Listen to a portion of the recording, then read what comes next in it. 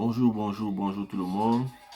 Bonjour, ici Stéphane USA pour une nouvelle vidéo. Je refais cette vidéo parce que je l'ai fait plus tôt dans la journée, mais elle a été bloquée par YouTube à cause du choix de musique que j'avais mis à l'intérieur. Donc j'espère que celle-ci sera bonne. Et au cours de la vidéo, nous allons parler de mon récit d'interview à moi, mon histoire et de la DV 2021. J'espère que cette vidéo pourra aider certains parmi vous. Parce que comme je dis souvent, ma mère me disait souvent, si tu aimes des gens, il faut partager ton vécu avec eux. Bon, comme je vous aime, raison pour laquelle je vais partager mon récit d'interview avec vous.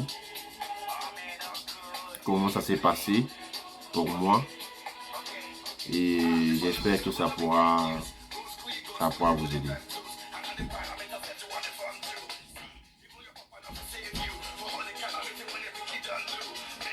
Tout en espérant que cette vidéo ne soit pas bloquée aussi.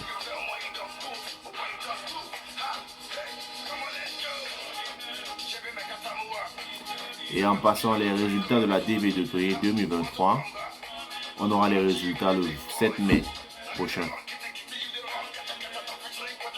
Dans moins de 3 semaines, tu sauras si tu étais sélectionné ou pas. Il faut garder espoir, mon gars. Il faut garder espoir, mon ami.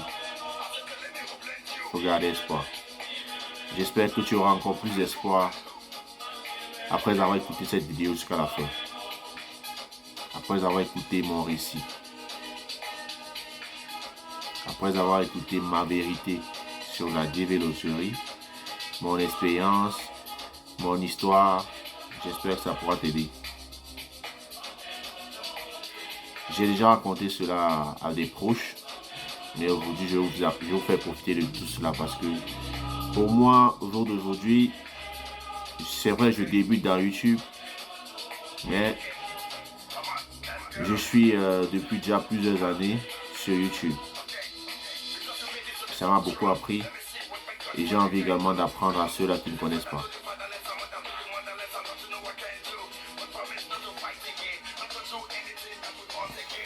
Ok, let's go. Comme je dis toujours, je suis Stéphane USA. J'espère que vous allez bien. J'espère que la semaine a bien commencé et qu'elle va bien se terminer. Parce que nous tendons vers le week-end. Déjà, mon histoire de la dévéloterie. Moi, je connais la dévéloterie. C'est-à-dire, je suis au courant de son existence il y a de cela 20 ans. Il y a de cela 20 ans, je suis au courant que oui, la dévéloterie, ça existe. Parce que j'ai des personnes qui ont gagné dans ma famille. J'ai un camarade de classe en deuxième année qui a gagné. Il avait joué avec mon téléphone portable et il a été sélectionné. Du coup, il a arrêté les classes en deuxième année et il est parti. Je me suis dit, waouh, donc cette affaire-là, ça marche. Après cela, j'ai également une connaissance. Nous habitions le même quartier. Il a gagné et également il est parti. Je me dis, waouh, ok. Et comme je dis toujours en riant, j'avais pour habitude d'accompagner les gens à l'aéroport. Arrivé à l'aéroport, je dis bye bye. Après, je me tourne, je rentre. C'était ma vie. C'était comme ça en tout cas. C'est pas pour dire que si vous ne voyagez pas, votre vie n'est pas bonne. Non. C'est juste une petite blague par rapport à ce que je veux partager avec vous aujourd'hui. Donc, mon ami part, mon voisin du quartier, il part aussi. Après, je travaillais dans une entreprise au Cameroun. Je ne vais pas dire le nom de l'entreprise. Je travaillais dans une boîte au Cameroun. Et cette boîte, j'étais parmi les 14 meilleurs employés cette année-là. Et la récompense était celle-ci. On devrait avoir un voyage vers un pays africain pour 3 ou 4 jours, tout frais payé. Il faudrait juste avoir le passeport. Et vous savez, le passeport, c'est pas quelque chose de vraiment accessible dans certains pays en Afrique, principalement le Cameroun. Quand je dis accessible, je parle financièrement parlant. Parce que c'est pas quelque chose qu'on peut avoir là, genre comme un bout de pain, comme un vêtement, c'est pas accessible. Et aussi que beaucoup aussi, en Afrique aussi, au Cameroun, ne rêvent pas trop voyager. Si quelqu'un a son passeport au Cameroun, ça veut dire que lui, il a des projets pour voyager. Donc par conséquent, moi, je n'avais pas le passeport. J'avais une opportunité pour aller passer du temps, 4 jours dans un pays africain, mais je n'avais pas le passeport. Je me suis donc précipité de faire un passeport rapide. Mon passeport, il est arrivé en retard. Par conséquent, on m'a donc remplacé par quelqu'un d'autre qui a voyagé à ma place. Cette année-là, j'avais dépensé de l'argent, mes économies, pour faire ce passeport, mais je n'avais pas pu profiter de ce voyage. J'étais triste.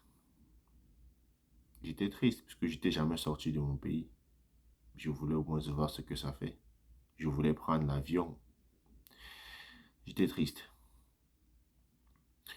Mais la même année, en 2019, oui, c'était en 2019, la même année, on change les règles de la loterie américaine et on impose le passeport. C'est-à-dire, on dit, pour jouer maintenant, désormais, pour jouer la loterie américaine, il vous faut avoir un passeport valide.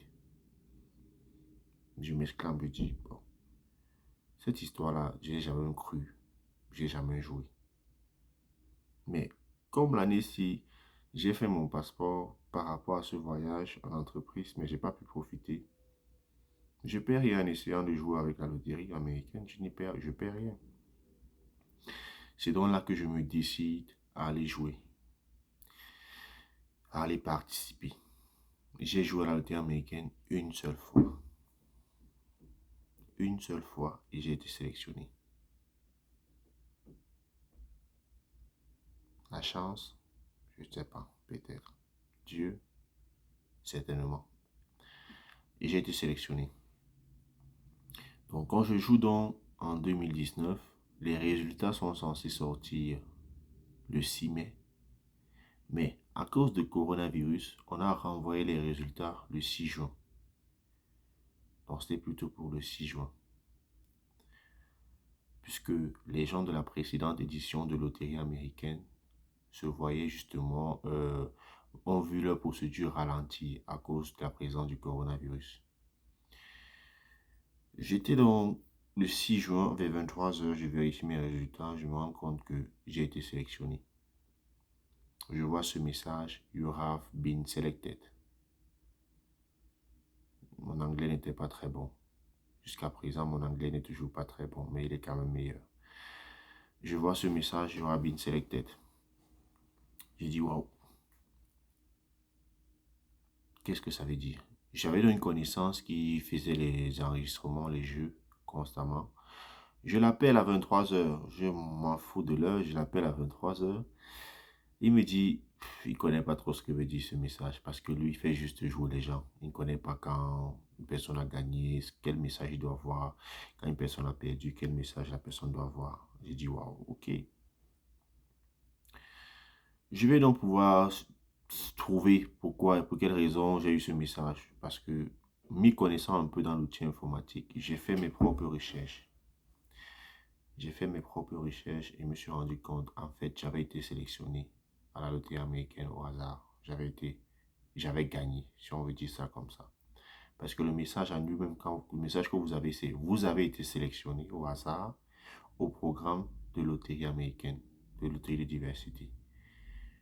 Mais ce message se poursuit.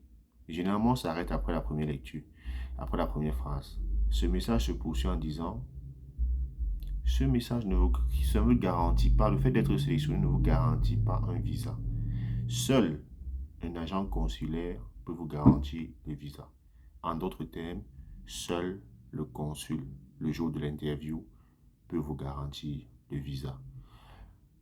Parce que moi, je me disais que lorsque tu as gagné la loterie américaine, ça va, tu as ton visa. Tu attends seulement, tu dors seulement, tu attends, on va t'appeler pour te dire que viens prendre ton visa. Et bien, c'est pas ça. Vous pouvez gagner la loterie américaine et vous ne voyagez pas parce que vous n'avez pas le visa. Pour quelle raison? Je m'explique. Lorsque vous gagnez la loterie américaine, il y a pratiquement 125 000 sélectionnés ou plus. Ça dépend. 125 000 sélectionnés pour 55 000 visas. Il y a plus de sélectionnés et il y a moins de visas accordés. Pour quelle raison? Parce que par moment, il y a des gens qui jouent à la loterie américaine et qui oublient qu'ils ont joué. Donc, lorsque les résultats arrivent, ils ne vérifient même pas ces résultats. Peut-être qu'il est sélectionné, mais il ne vérifie pas. Il y a d'autres qui ont perdu leur code de vérification, c'est-à-dire leur confirmation number, ce qu'on vous remet lorsque vous avez joué pour vérifier vos résultats. D'autres ont égaré cela et ne parviennent pas à vérifier leurs résultats. En passant, si vous avez égaré votre confirmation number et que vous n'arrivez pas à vérifier vos résultats, contactez-moi, je ferai cela pour vous. C'est possible. Je reprends. Si vous avez égaré la fiche qu'on vous a remise lorsque vous avez joué à la loterie américaine, vous pouvez me contacter. Je pourrai vérifier vos résultats pour vous. Il n'y a pas de souci. Donc, il y a donc ces personnes-là qui ont égaré leur fiche. Il y a des personnes qui décèdent, malheureusement, et qui n'ont pas l'occasion de vérifier leurs résultats. Il y a des personnes qui abandonnent les procédures parce qu'ils n'ont pas les moyens pour pouvoir continuer. C'est vrai que le montant n'est pas assez énorme, mais il y a des familles très modestes qui ne peuvent pas se permettre ce luxe-là. Et par conséquent, des gens, certaines familles abandonnent pour dire qu'ils n'ont pas les moyens. Donc, vu tous ces cas, c'est la raison pour laquelle on sélectionne plus de personnes, mais on accorde moins de visas. Parce que si on sélectionne le nombre de personnes qu'il faut par rapport au nombre de visas disponibles, on est sûr là qu'on ne va même pas atteindre ce nombre de visas par rapport à ces cas que je viens de citer. Donc, j'étais sélectionné, j'étais content. Mais ce que j'ai oublié, comme je vous ai parlé de cela dans une de mes vidéos, lorsque vous êtes sélectionné à la loterie américaine, il faut regarder votre case number, c'est-à-dire votre numéro de dossier. J'ai été sélectionné, c'est bien, mais j'ai quel numéro? Si vous avez un numéro de case number inférieur à 55 000 ou alors très proche de 1000, c'est-à-dire 7 000, 8 000 ou 10 000, 15 000, c'est un très bon numéro.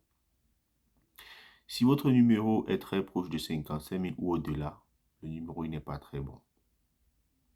Parce qu'on vous accorde 55 000 visas. Et au départ de la procédure, au départ du traitement, on traite en ordre, par ordre de case number, au départ. C'est après que on chamboule un peu tout. Donc, je vérifie mon numéro un jour après, parce que j'étais emporté par la joie cette nuit-là, que j'avais gagné.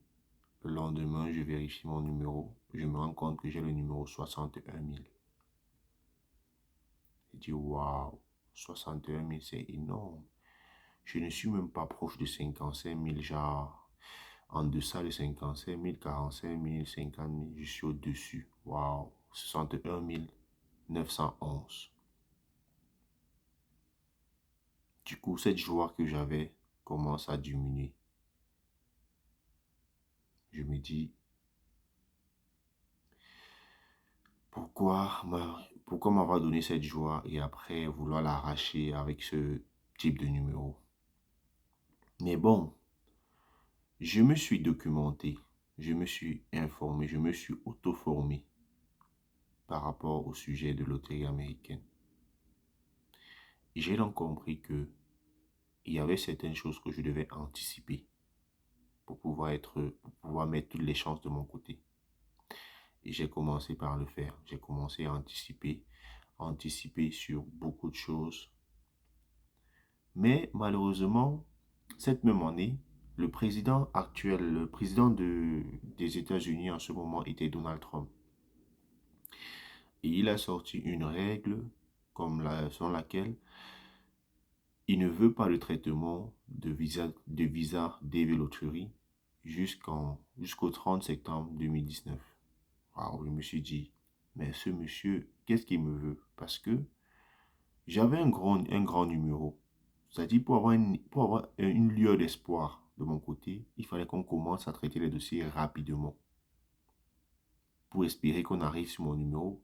Mais lui, il bloque, il dit de septembre jusqu'au 30 septembre, je ne veux pas de traitement de David Lottery. Je dis waouh. Il y a eu élection présidentielle aux États-Unis cette même année. J'ai suivi les élections américaines comme si j'étais déjà sur le sol américain. J'ai suivi cela. Même les élections de mon pays, je ne suis généralement pas ça comme j'avais suivi ces élections. Parce que je ne voulais qu'il y ait changement de pouvoir. C'est-à-dire que Joe Biden gagne. Et heureusement, Joe Biden a gagné en janvier. Mais en janvier, il devait faire la passation de pouvoir. Mais pendant ce temps, Donald Trump était toujours au pouvoir. Donald Trump, le 30 décembre 2019, qui était la date butoir qu'il avait fixée pour le traitement de l'OTA américaine, il sort encore une nouvelle loi en disant que il ne veut pas de traitement David Lottery jusqu'au 30 mars 2020.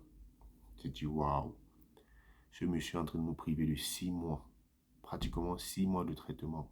Comment est-ce que moi, qui ai un numéro énorme, 61 000, je vais encore espérer avoir une chance? Donc, quand ça s'est passé ainsi, j'ai toujours continué à anticiper. Anticiper sur les procédures, anticiper sur les procédures, tout en remettant tout à Dieu. Et je profite par là pour vous faire comprendre quelque chose. Beaucoup aiment dire que j'ai été sélectionné. Je vais remettre tout à Dieu. C'est Dieu qui a voulu que je sois sélectionné. Il va finir ce qu'il a commencé. Bah, moi, je vous dis non par rapport à cela. Parce que le fait d'être sélectionné, c'est une grâce. Si vous ne le savez pas, c'est une grâce, c'est une chance énorme que vous avez eue quand vous êtes sélectionné parce que il y a pratiquement des centaines de millions de personnes qui jouent à la loterie américaine et vous avez été sélectionné. On ne sélectionne même pas 1 million, on sélectionne pratiquement 125 000 personnes. Et parmi ces 125 000 personnes, vous avez été sélectionné. C'est une grâce. Maintenant, c'est à vous de mettre toutes les chances de votre côté pour pouvoir justement décroché ce visa. N'allez pas vous asseoir et dire, ok, Dieu va finir ce qu'il a commencé.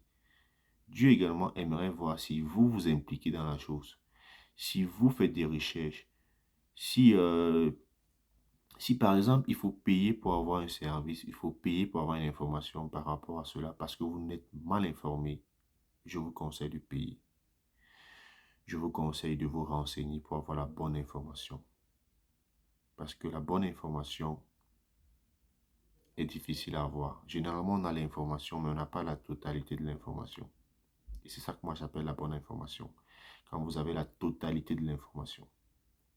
Et à cause d'une mauvaise information ou alors d'une information incomplète, on peut vous refuser le visa, malheureusement. Donc, moi, en janvier, il y a une passation de service. Joe Biden passe au pouvoir. Et à la fin du mois de février, c'est là où il annule toutes les lois qui avaient été fixées par Donald Trump. Une lueur d'espoir surgit pour moi. Ayant toujours eu anticipé dans toutes les procédures, j'ai vu mon dossier avancer pour la première fois au mois de mai.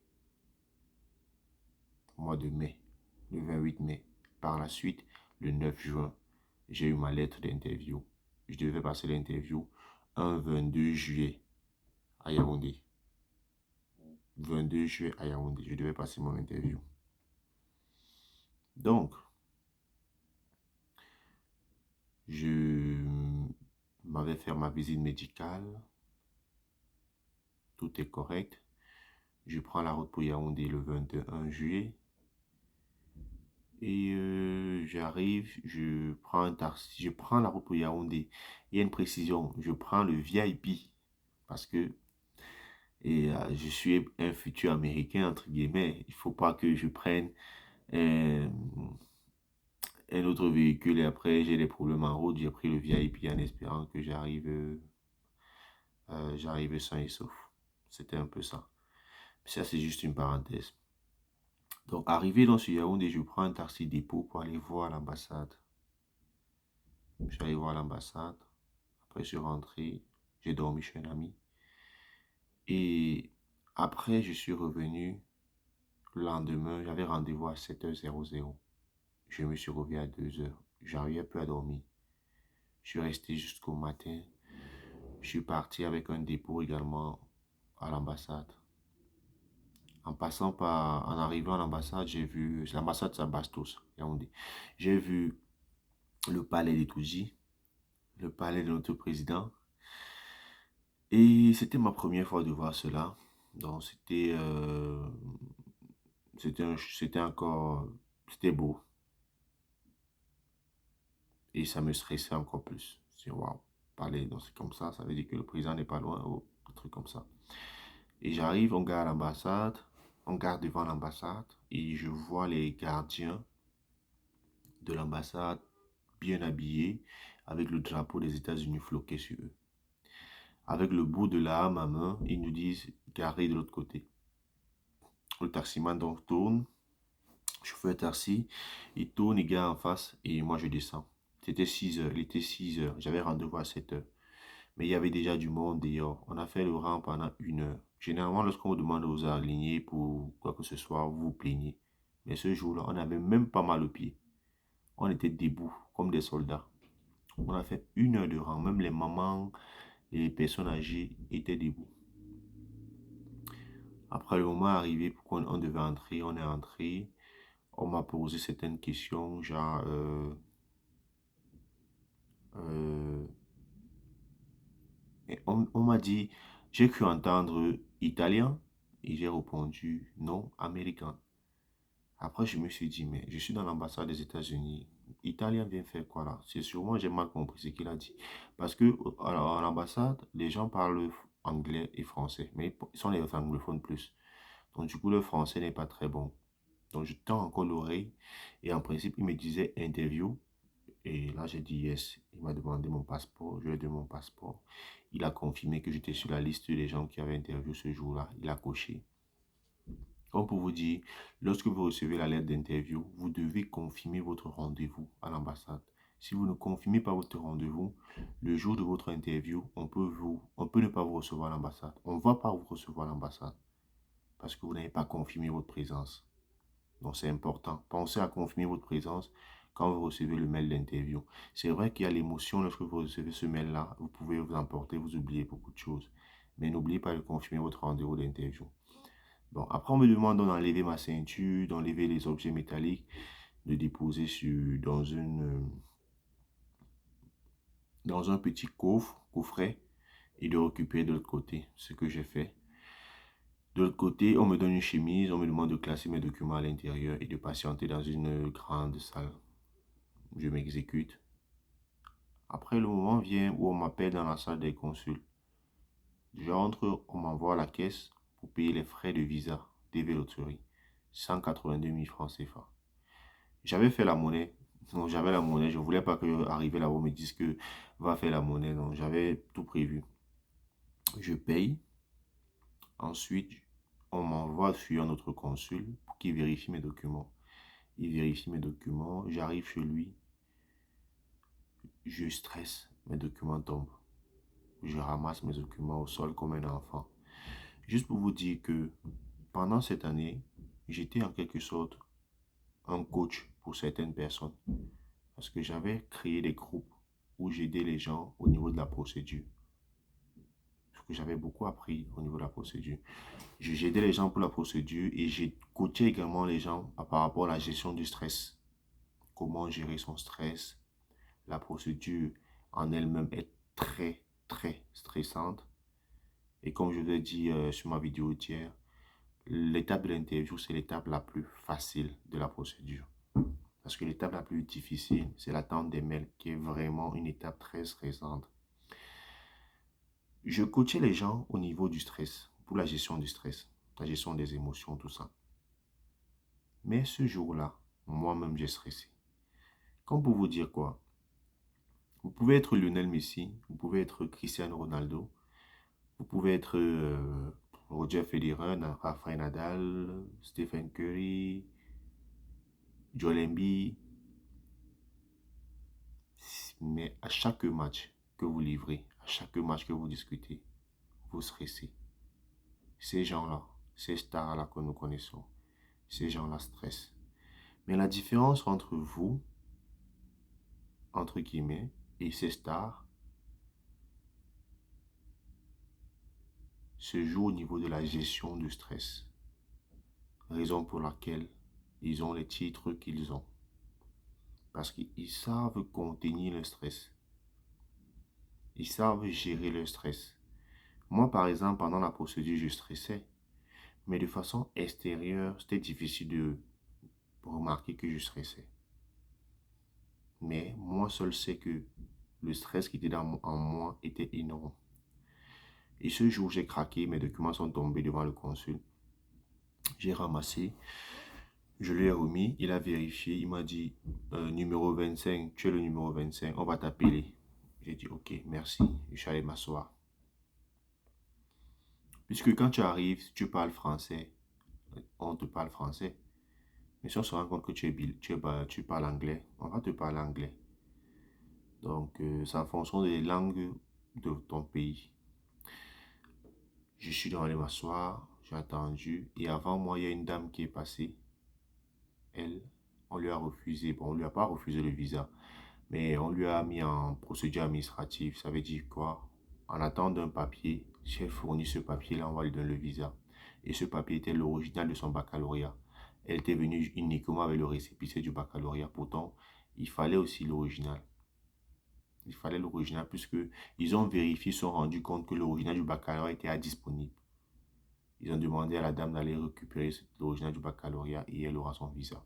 Mais elle a été très triste. Elle a failli pleurer même. Mais ces gens, les consuls, ils sont formés par rapport à ça. Elle a failli pleurer. Lui aussi, il voulait pleurer. Mais il ne peut rien faire. Il a dit, c'est pas comme s'il va changer quelque chose. Il a dit ce qu'il a dit, ça va. Elle est sortie. Et moi, je devais passer par la suite.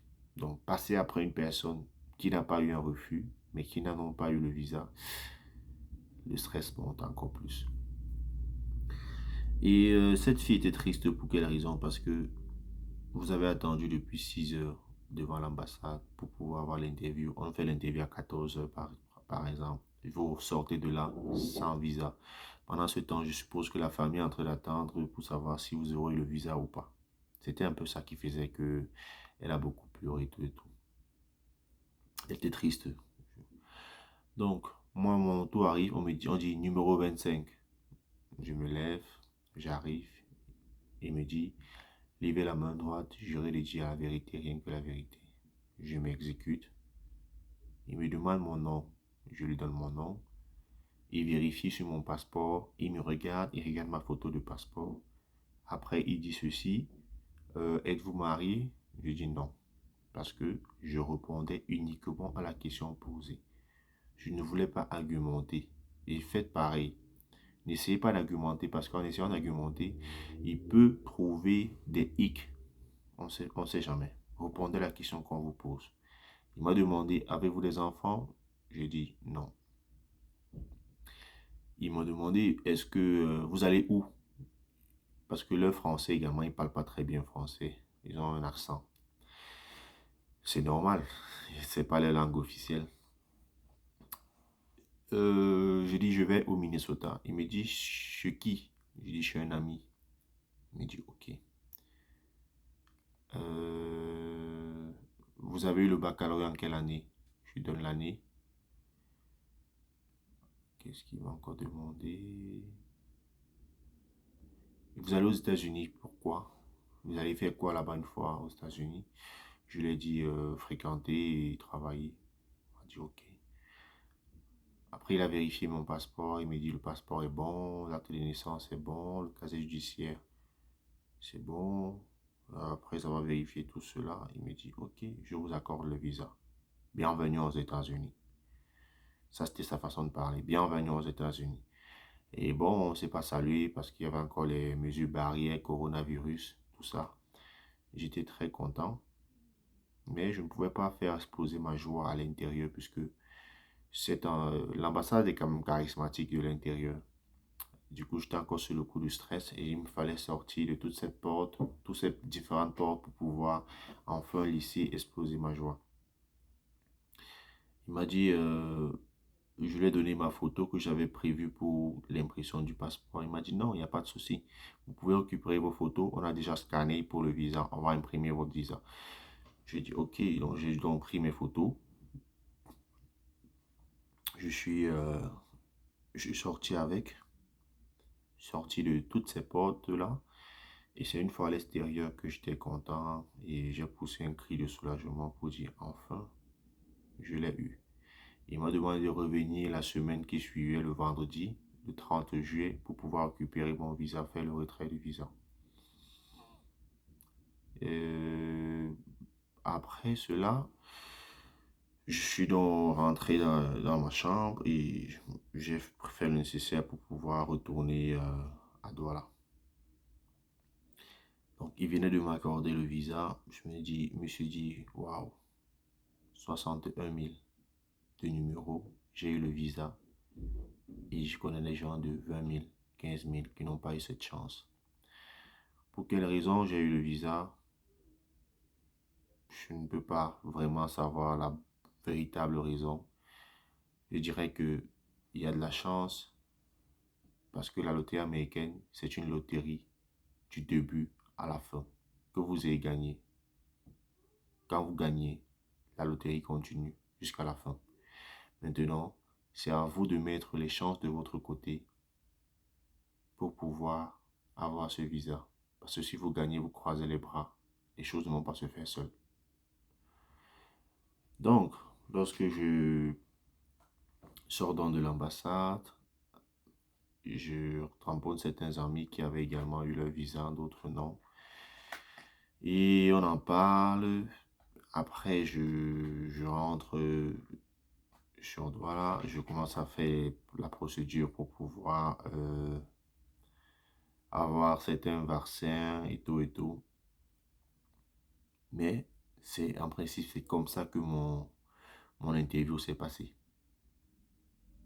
J'espère que mon histoire, mon récit pourra aider beaucoup parmi vous à éviter certains pièges, à s'impliquer davantage, bien que vous ayez gagné, bien que vous avez un bon numéro de dossier ou alors un mauvais numéro de dossier. Parce qu'ici, il faut comprendre que le numéro de dossier, il est bon quand il est petit. Quand il est grand, il n'est pas très bon. Mais étant grand, vous ne perdez pas vos chances. Vous avez également vos chances d'avoir ce visa. Mais il faut également que vous fassiez des efforts vous-même, que vous mettez toutes les chances de votre côté et vous aurez le visa.